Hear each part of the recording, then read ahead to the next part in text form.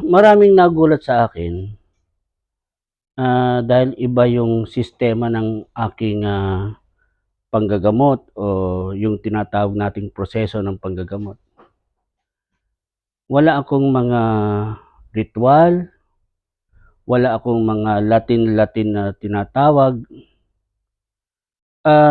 Basta kung ano lang ang tinuro sa akin ng itaas na tinatawag kong mensaheng nanggagaling sa kanila, yun lang ang ginagawa ko. Tulad minsan na may ginamot ako na halos mawasak yung kanyang kamay. Sabi ko, bigyan lang ng mga 2 hanggang 5 araw at yan ay gagaling na. Hindi makapaniwala yung magulang nung, pasyente at nung sinabi kong okey na, ang tanong sa'kin, ano pa ang dapat gawin? Ano ang dapat kong painom sa aking anak? Ano kakong ibig mong sabihin? Dahil yung ibang manggagamot nagpapainom ng mga dahon-dahon daw. Wala akong mapainom, basta ako'y nakikinig lang sa itaas. Ang tinanong ko lang dun sa magulang ng pasyente, nung pinalakad ni mahal na Jesucristo yung pilay na nakasaklay, ano ang ginawa? Hinawakan lang niya sa ulo.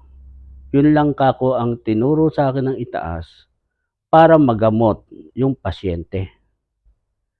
Pagdating ng pangatlong araw tumatawag na sa akin at galing na yung sugat sa kamay, na yung buong palad, halos buong sugat yung palad. Natuwa sila kasi sa loob ng 3 araw, biglang natuyo yung sugat. Marami na ring nagulat sa akin sa sistema ng aking panggagamot. Inuulit ko, wala akong Latin na binabanggit, wala akong mga orasyon, wala akong ritwal. Pero ako'y Katoliko at ako'y nagdadasal. Pumapasok ako ng simbahan, nagrorosaryo ako araw-araw. Yung iba ang tanong sa akin, hindi ba anya ang iyong Diyos, naaano na ng tenga dahil paulit-ulit ang dasal mo? Pero yun po ang tinuro sa aking dasal, ang rosaryo.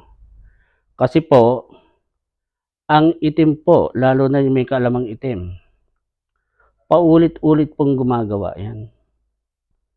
Ang dasal pong rosaryo paulit-ulit din, nabibingi po yan. Kaya ang maipapayo ko, ang magandang dasal po talaga, rosaryo. Kapag kayo'y nagrosaryo, mararamdaman niyo rin naman po, giginhawa ang inyong sakit na nararamdaman.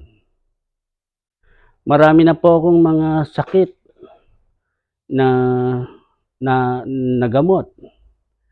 Meron din pong 19 years old na bata na kailangang palitan ng barbula ang puso ng bata.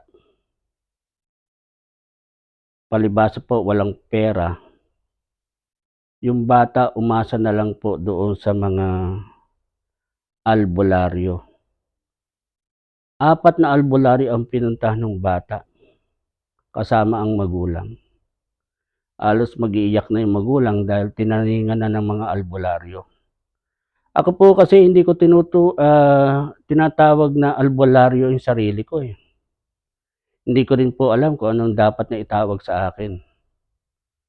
Kasi wala po akong pinapalo-palo dun sa pasyente. Wala po akong hinihipo. Hindi ako humihipo sa pasyente.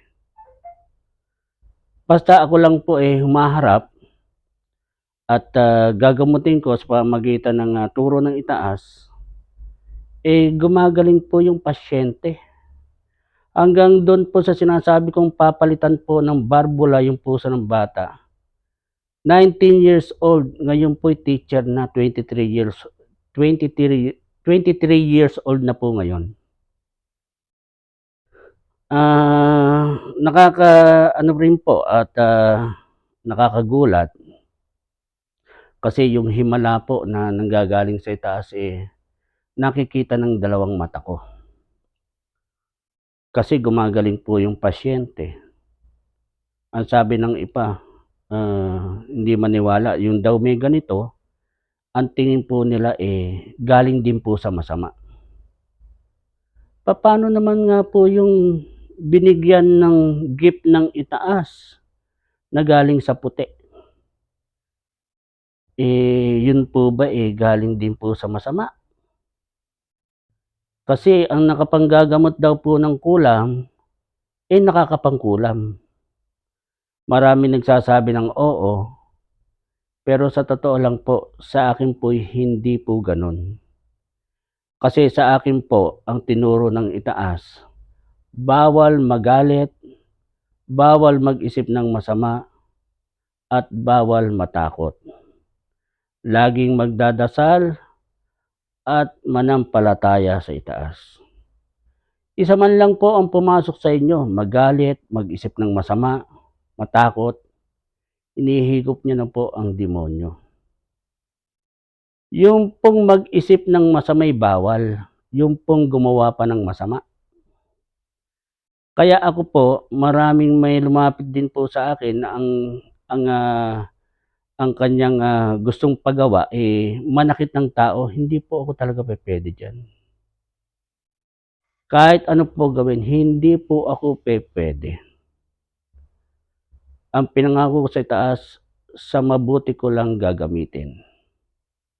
Sa mabuti, at sa mabuti pa rin po. Nagsimula po ako ng 2015 na habang nanggagamot ako, nararamdaman ko na tumataas din po pala ang level. Marami na rin po akong kayang gawin,